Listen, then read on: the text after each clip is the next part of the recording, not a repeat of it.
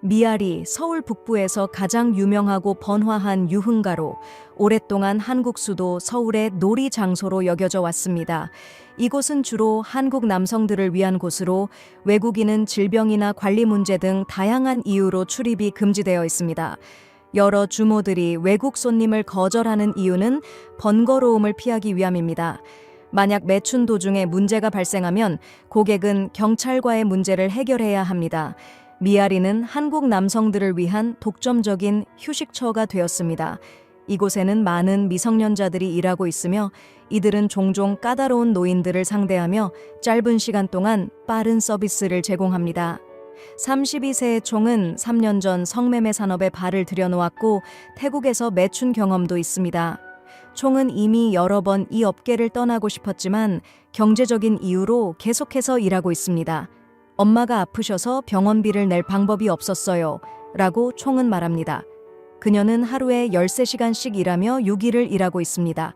수입에 대해 물었을 때 총은 병원에서 일하는 것보다 많아요. 라고 답했습니다. 총은 간호사인 언니가 있지만 그녀의 수입만으로는 병원비를 감당할 수 없었습니다. 대부분의 고객은 나이가 많고 외롭고 일부는 이미 가족이 있는 사업가들입니다. 이들은 외도를 하거나 애인을 유지할 용기가 없으며 대신 돈을 주고 해결하는 선택을 합니다. 하루에 외서 6개의 모텔을 오가며 일하는 총은 빠를수록 좋아요. 많은 남성들이 일을 거의 끝내고 나서도 똑같이 돈을 받습니다. 라고 말합니다. 한국에서 성매매를 하거나 그런 여성을 유인하는 명함은 자동차 유리창에 붙어 있거나 길에 버려져 있는 경우가 많습니다. 이 명함들은 너무 흔해서 사람들이 별로 신경 쓰지 않습니다.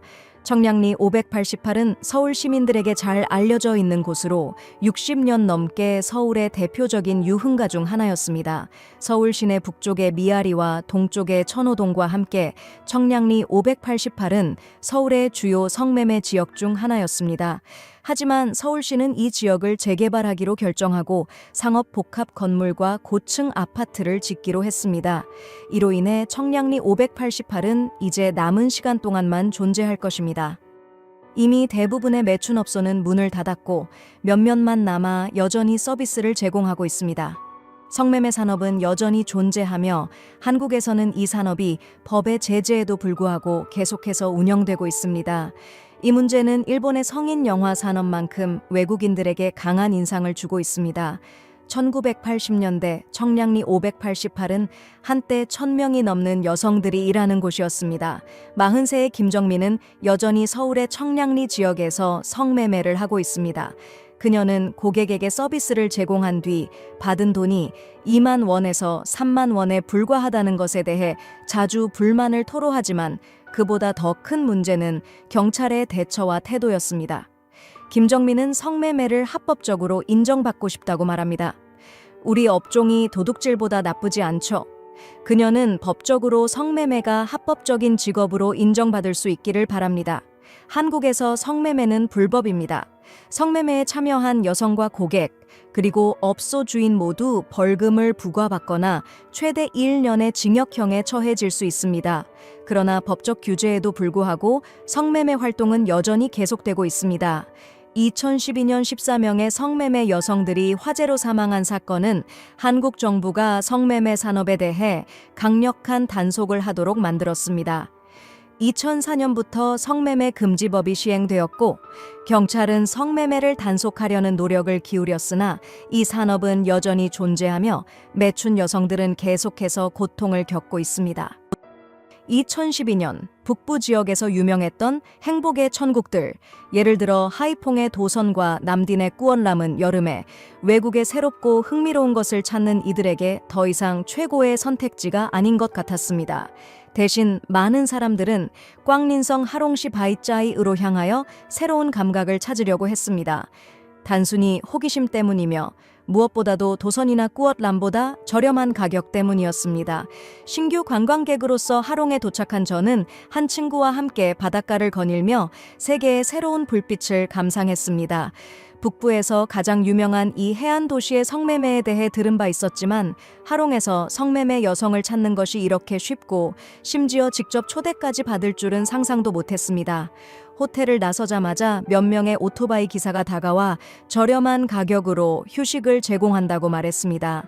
협상 끝에 친구와 저는 하롱시 바이짜이의 행복의 천국에 들어가 보기로 결정했습니다. 오토바이 기사의 말에 따르면 그는 2만 동의 요금만 받고 우리를 목적지까지 데려다주며 젊고 예쁜 여성을 30만 동의 방도 포함하여 제공한다고 보장했습니다. 오토바이 기사는 계속해서 유혹했습니다. 두 분 이렇게 생기셔서 즐기지 않으면 안 되죠. 하롱에 오신 김에 제가 저렴하게 모셔다 드릴게요. 가시죠. 생각 끝에 친구와 저는 동의했습니다. 오토바이 기사는 신나서 거리를 빠르게 달렸고 우리는 관광객으로 가득한 거리를 뒤로 하고 나갔습니다. 알고 보니 우리가 숙소로 잡은 호텔에서 몇 킬로미터 떨어지지 않은 곳에 여러 성매매 여성들이 대기하고 있었습니다. 제 관찰에 따르면 바이짜이 인근의 대부분의 숙소에는 항상 성매매 여성들이 대기하고 있거나 필요시 호텔로 직접 불러서 서비스를 받을 수 있었습니다. 이런 경우에는 오토바이 기사에게 팁을 주면 바로 원하는 여성을 구할 수 있었습니다. 물론 가격은 손님의 태도에 따라 달라졌습니다. 오토바이 기사와 함께 숙소에 도착하자 그는 매우 전문적으로 숙소 주인과 협의하여 우리를 위해 방을 구해주었습니다. 숙소 주인 역시 매우 공손하게 우리를 2층 대기실로 안내하며 음료를 제공했습니다. 우리가 차를 다 마시기도 전에 젊은 남성이 나타나서 여성을 선택할 수 있게 해주었습니다. 그때 저와 친구 앞에는 나이 어린 5명의 여성들이 아주 적은 옷을 입고 서 있었습니다. 우리는 미리 약속을 했기 때문에 고개를 저으며 더 높은 급의 여성을 요구했습니다. 즉시 그 남성은 추가로 여성을 데려왔고 이번에는 외모가 꽤 괜찮은 6명의 여성들이 나타났습니다. 숙소 직원은 밖에서 서둘러 말했습니다. 하노이 분들은 참 까다롭네요. 외모가 은곡 트린과 비교될 정도가 아닌데 계속 고르시네요. 말 한마디로 마음을 열게 한다는 속담처럼 경험이 풍부한 제